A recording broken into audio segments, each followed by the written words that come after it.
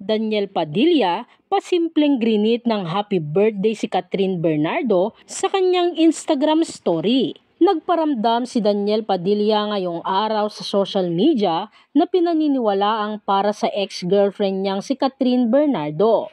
Feeling kasi ng mga loyal Katniel fans ang latest post ni Daniel Padilla sa kanyang Instagram story ay ang pagbati niya ng 28th birthday ni Catherine ngayong araw. Magkikita sa IG post ni DJ ang isang blurred photo na tila selfie ni Catherine na may nakasulat na happy birthday sa Japanese. Ang sunflower emoji na nasa lower left ng kanyang IG story ang nagbigay ng sign na para kay Catherine ang nasabing post. In fairness, kahit matagal-tagal nang hiwalay ay hindi pa rin nakalimot ang kapamilya actor na batiin ang dating jowa sa kaarawan nito.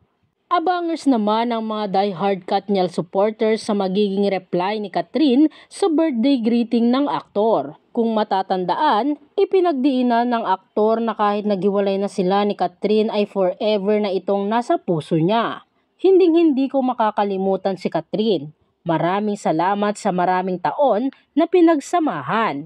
Hinding-hindi mawawala sa puso ko ang memories at ang ating adventures at journeys na pinagsamahan. Thank you very much.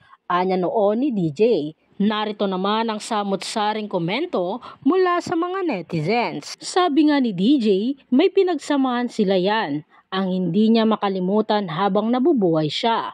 Di niya makakalimutan si Catherine. Masama ba yon? Bumati lang yung tao. Kayo ba bumati na? Greet muna kayo nang gumanda naman ang umaga nyo. Huwag nyo nang pakialaman yung nag-greet kay Kat. God bless po.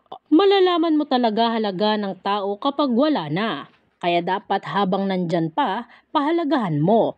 Kasi may hangganan yung pag-iintindi ng tao. Kung bumabati man ng happy birthday si DJ, huwag sana bigyan ng mali siya kasi magkaibigan naman sila kahit hiwalay na. Ang importante, maging masaya lang tayo kung ano man ang mayroon sila. Buhay nila yan. Walang sinuman makakahadlang kung ano gawin nila sa buhay. Feeling ko, ramdam na ni DJ yung lungkot na wala na sa piling niya si Kat. Masyado kasi siyang naging kampante na parating andyan si Kat sa tabi niya. Daniel, tignan mo naman si Kat kung gaano kasaya na nakawala sa puder mo. Kung baga enjoy na enjoy siya sa pagiging buhay single niya ngayon. Sobra ka kasi mahigpit, daig mo pa mga magulang niya. Sana magsisi ka dahil isang Kat ang pinakawalan mo. Ma-appreciate mo talaga ang presence ng isang tao kapag hindi ka nakasama sa priorities niya. #regrets